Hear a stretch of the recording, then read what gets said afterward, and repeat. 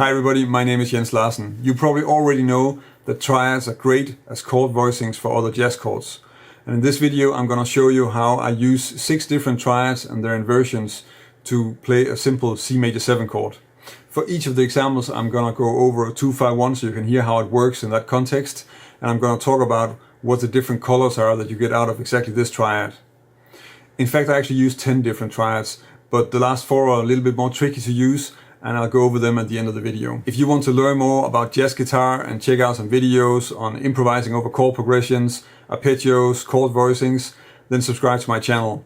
If you want to always stay up to date with what I'm publishing, then click the little bell notification icon next to the subscribe button. If we want to find the triads that work well over a Cmaj7 chord, then we should probably look at the most important note in the C chord, which is probably the 3rd, so the E. So if we look at the diatonic triads where we can find an E, then of course we have a C major triad where E is the 3rd, so that will work. We have an E minor triad where the E is the root. And we have an A minor triad where E is the 5th. But we can also use sus4 triads. So if we take an A sus4 triad where E is the 5th, or if we take an E sus4 triad because E is the root there, or we can even take a B sus4 triad where E is the 4th. So of course with the B sus4 we also have a sharp 11, so that's kind of a Lydian sound, but that is possible on a C major. So now we have 6 different triads and we can start looking at how they work in a 2-5-1 cadence.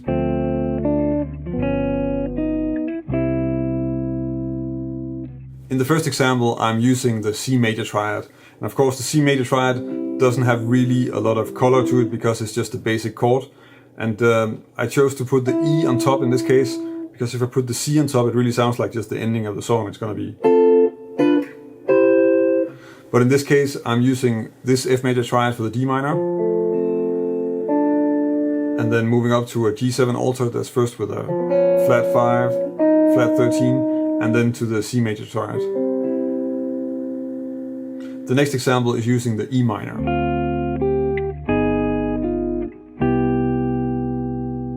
The E minor triad we probably already know because a lot of the Cmaj7 voicings that we play are actually E minor triads with a C in the bass, so that would be something like this drop 2 voicing, which is C and then an E minor triad. The same goes for this very common drop 3. The 2-5-1 cadence is this D minor, so again an F major triad for D minor. Then moving up to this G7 altered, which is first an A flat triad, A flat minor triad. And then down to the F and then resolving to the E minor triad in second inversion. Which the E minor is of course just the 3rd, the 7th and the 5th. So it's just the basic Cmaj7 sound we get there.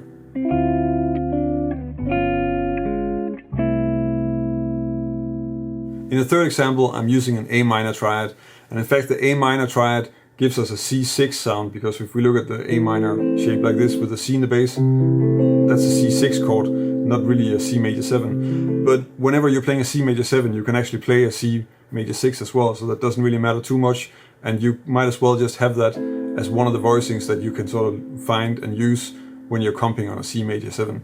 The 2-5-1 is a little bit complicated to play because it has a lot of inner voice movement.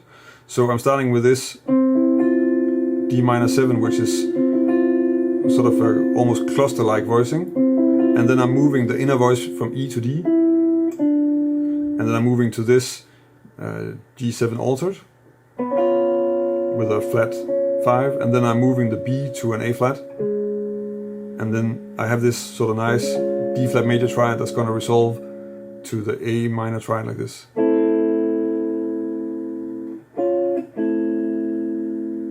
The sus4 triads tend to have a little bit more color than the other ones, mostly because we have the 3rd, and then we have 2 notes for each of them that are a little bit more in the extensions of the C major. So for the first one with the E sus4 triad, I have the 3rd, and then I have the major 7, and then the 6, which I guess in this case you would sort of consider a 13. The cadence sounds like this.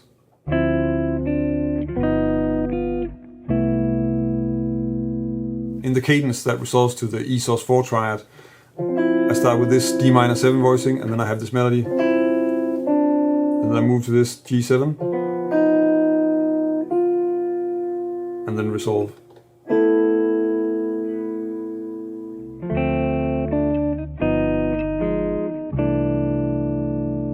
For the next example, I start with the F major triad again, and then I move to this G7 altered, and then I move the lower voices down to a flat 9 instead of the third, and then I resolve that whole thing to this A sus4 triad.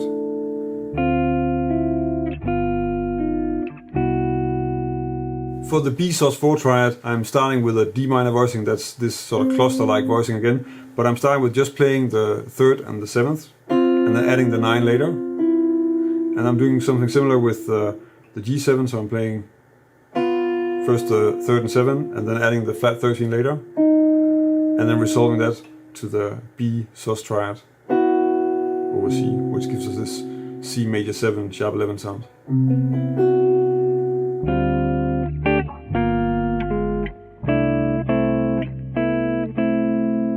Besides just resolving to these triads in a 2-5-1, you can of course also combine the triads if you have a longer stretch of Cmaj7, so that you can vary the sound a bit by using different triads on top of the C major.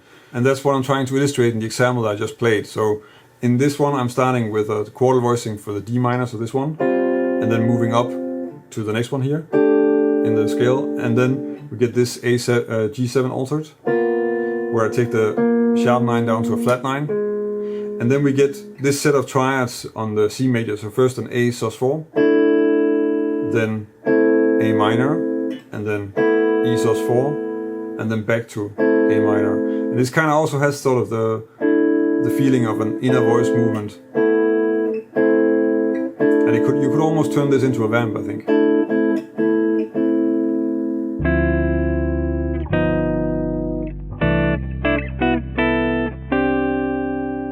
In the next example, I have this really straightforward 2-5-1, so it's first this D-7 with a 9, G7 altered, and then I'm resolving that to this A sus4 triad for the C, so, and I'm taking an inversion of that here, and then moving up to a B sus4,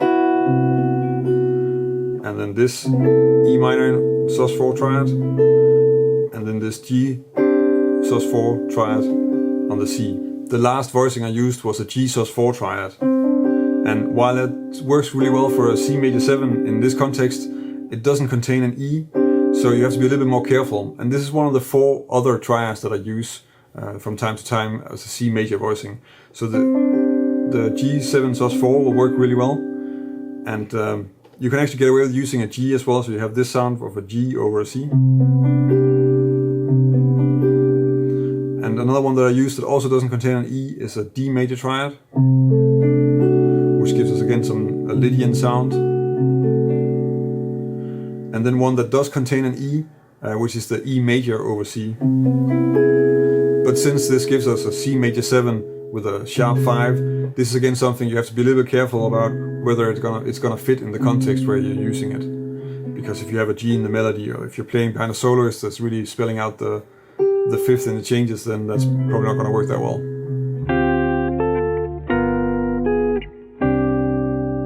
In this example where I'm using the G sus4 triad, I'm starting with a D minor 11 like this, then moving up to a G7 altered. And because we have a G7 altered, and it sort of clearly wants to resolve to the G here on top, then we can still hear that as a resolution to C when we're using this G sus4 triad, even though we don't have like a third in there.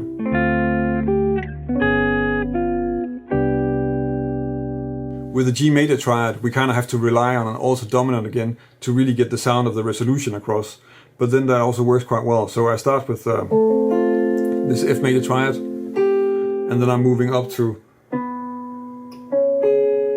this G7 altered with a flat 5, going down from the A flat to the F, and then resolving to this G major triad.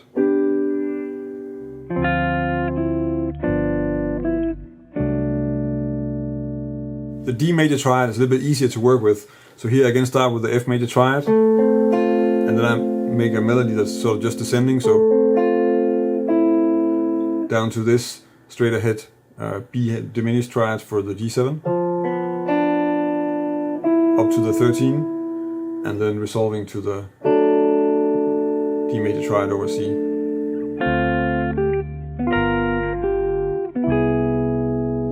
For the E major triad, I used this 2/5 progression, so I'm again starting on the F major triad on the D minor, moving up, and up to G7 also with a sharp 9, down to the root, and then I'm resolving that to the E major triad.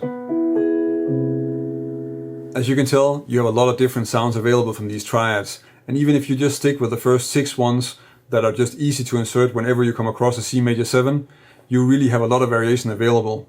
And then later you can always see if you want to add some more surprising sounds with one of the last 4 that I went over. If this is the first time you see one of my videos and you want to check out more stuff on jazz guitar, so stuff on improvising over chord progressions, music theory, harmony, chord voicings, then subscribe to my channel.